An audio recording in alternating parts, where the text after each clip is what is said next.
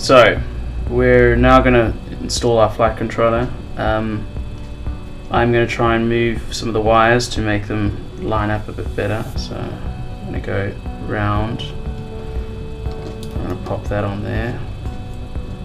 So it just takes a bit of manipulation to get everything into the right spot, and just shoving it down, so it should hold quite nicely there. You've got receiver wires coming out there. You've now got your motor wires to your ESCs coming out this side, and then you've got some power. So in terms of pins, these pins over here going from this side is 1, 2, so let's just point that out to you. 1, 2, 3, 4, and then 5 and 6. We've obviously only got 1, 2, 3, 4 ESCs and motors, so we're only going to use pins 1, 2, 3, and 4 for those.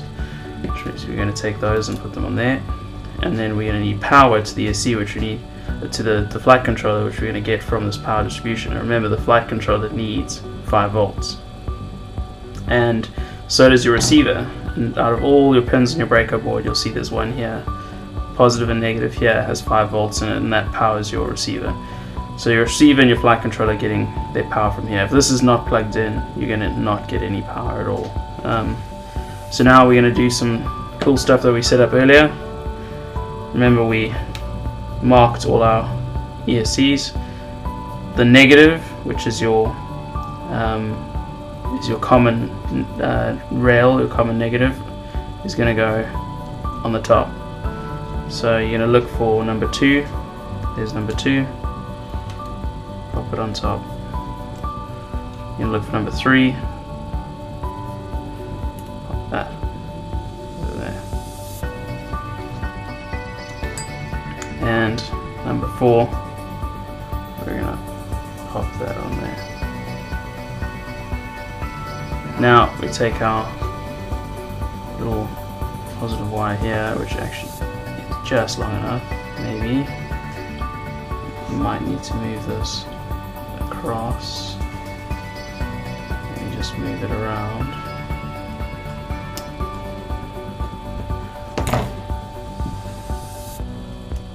See if I can pop it through the back.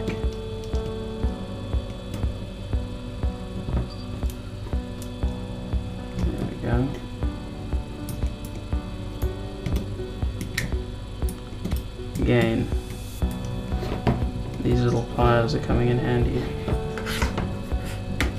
So, pop it around the back, and we're going to put it onto number 6. So, you can have it either on 5 or 6. Again, your negative wire is always at the top, and your positive wire is now in the middle, so that's where all the 5 volts common rail is for the 5s. So that's all connected. We're now going to take these tiny nuts, nylon nuts, and we're going to lock those on. They just tighten on. We're going to have to tighten them up. You're obviously going to tighten these really tight. We can use your pliers to just tighten them up properly. Just be careful. Okay.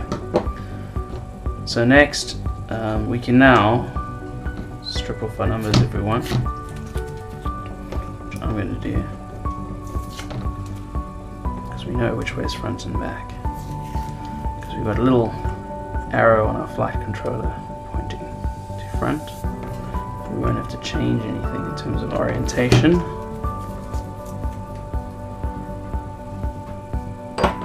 And we're almost ready to do some final tweaks.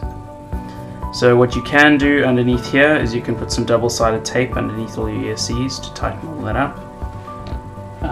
For your arms, you can take 4 of those, and what I do is just pull these tight, nice and flat along here, and once you get them nice and flat and tight, just want to move that into the center. Then what I do is just add slide that on. So I'm going to pop that around.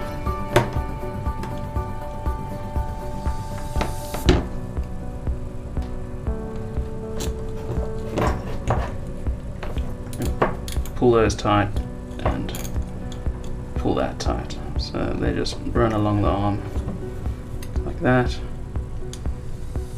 And then that's just going to hold it in place. And I just tuck it in there, and then you'll take your wire cutters and just get that out the way there. And that's how a final arm would look.